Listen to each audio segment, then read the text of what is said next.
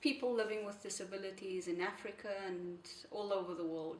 My name is Shanaaz Majiet. I'm a social change maker, I'm an activist, I'm a leader. I'm a leader working in the public service, trying to change the way government think, government behaves, and trying very hard and being very passionate about the kinds of results government delivers to its citizens. Especially the citizens that are most poorest and citizens that require a whole range of different responses from government. I've worked in the South African national government, provincial government and local government over the past 20 years of our newfound democracy. And the thing that stands out for me as a senior manager in the public service, as a leader, is government need to bring very different thinking to how we respond to social issues of today. I know very, very firsthand that the kinds of policies, the kinds of legislation, the kinds of social programs government is designing is often not responsive to the current reality and the future that we need to be positioned for. So I'm a learner of change, I'm a learner and an advocate of what do we need to do differently.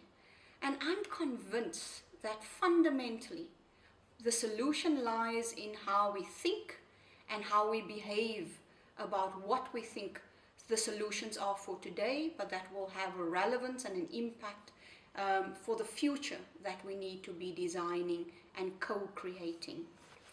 I'm very excited about the Disability Innovation Project. I believe it's current and very, very well timed, that we need to call on ourselves as Africans to say, what are our most stubborn problems? What are our most stubborn social problems, economic, political problems, environmental problems? And are the solutions up to the task? I believe we are not quite up to the task. I believe we are trying old ways of coming at very new, very sophisticated problems, and we need to think about it very, very differently. A key area of change and innovation that I believe in where I'm spending a whole lot more energy in is about innovation in our thinking, so that our thinking can produce new ways of learning, new ways of knowing, and reimagining our realities. For me, as a disabled woman, as a leader, as a social practitioner, I find that once we shift out of our old paradigms, our old ways of thinking, new possibilities emerge. Until that happens, we are still just circulating old knowledge and not producing new thinking, new knowledge. We are not shaping the agenda for change in a bold, proactive, visionary way.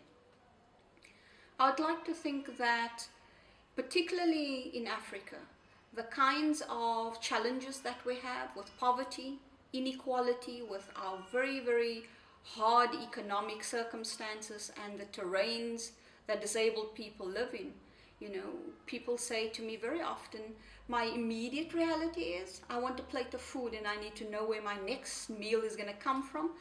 So I don't have much energy and time for thinking about innovation. And I fundamentally, understand that. I know that is where people's energies are often locked in. And I would say we've got a duty to then invite, whilst that is part of our reality, we would need to bring different thinkers from multi-sectoral dimensions to bear to say, so how do we lift our game to saying, whilst the bread and butter issues are the compelling issues of the day, what else should we be lifting our minds and heads to, and not get stuck at just looking at how do we provide the next meal, because that's going to lock us into the charity, the medical, the welfarist model of how we treat and respond to disabled people. And the challenge for me is, and what I'm challenging governments on our African continent, policymakers, practitioners, from the NGO sector, from business, from community activists, is to say, What is it that we need to do differently in our thinking, in the way policy and legislation get shaped? What are the assumptions we're making about what disabled people need? What is it that, our policies assume these are the beneficiaries of our services? And fundamentally, my gut just reacts to when any policy is framed at there's a beneficiary, because it creates this dependency notion, and that government is being good and kind and handing something out to some beneficiary somewhere. And that thinking needs to shift to saying, I am a productive citizen. I have productive capacities. I need to, opportunities to be unlocked. I can be invested in, and I can make a contribution. I can be a contribution.